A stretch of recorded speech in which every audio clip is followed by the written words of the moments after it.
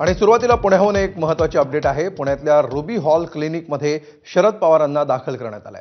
शरद पवारांना खोकला आणि श्वसनाचा त्रास होतोय। थोड्याच वेळात डॉक्टर शरद पवारांच्या प्रकृतीची माहिती देणार आहेत। शरद पवारांची प्रकृती व्यवस्थित आहे अशी माहिती एबीपी माझाला डॉक्टरांनी दिलेली आहे। रुबी हॉल रुग्णालयामध्ये शरद पवारांच्या तपासण्या सुरू आहेत। सुप्रिया सुळे, सदानंद सुळे आणि रोहित पवार रुग्णालयामध्ये पोहोचलेले आहेत। पवारांचे वर्गमित्र विठ्ठल मणियार हे सुद्धा रुबी हॉल रुग्णालयामध्ये आहेत।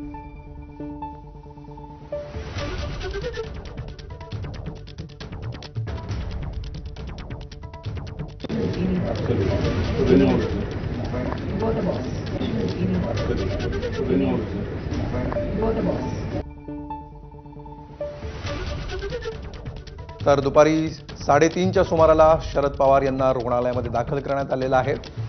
बारामतीमध्ये होते शरद पवार आणि गेल्या काही दिवसांमध्ये व्यस्त त्यांच्या शेड्यूलमुळे त्यांना एक्झर्शन झालं अशी प्राथमिक माहिती मिळते आहे आणि त्याच्यामुळे त्यांना श्वसनाचा त्रास जाणवू लागला।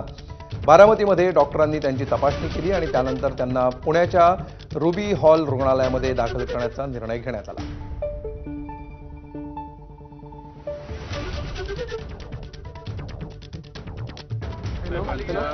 डॉक्टर लोढा स्थितीबद्दल त्या ठिकाणी मार्गदर्शन डॉक्टर नाव सांगा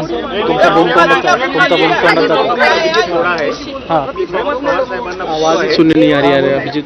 फिजिकल एक्सर्शन झाल्यामुळे छातीत कफ झालेला आहे, म्हणजे छातीत थोडंसं कंजेशन आहे आणि आम्ही योग्य त्या तपासण्या पाठवलेल्या आहेत आणि ट्रीटमेंट चालू आहे।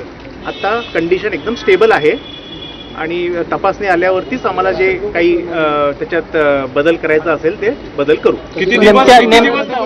आता तपासणीचे रिपोर्ट आल्याशिवाय आम्ही आता काही सांगू शकत नाही। आता कंडिशन स्टेबल आहे आणि तपासणीचे रिपोर्ट आल्यावरतीच आम्ही पुढची ट्रीटमेंट काय बदल करायचं असेल ते ठरवू। नेमक्या काय तपासण्या, कोणत्या तपासण्या केल्यात नेमक्या? मी सांगितलं फिजिकल एक्झर्शन असल्यामुळे थोडंसं कंजेशन झालेलं आहे आणि आता सगळे व्हायटल पॅरामीटर्स सगळे स्टेबल आहेत। काळजी करण्यासारखं काही आता तरी काही नाही।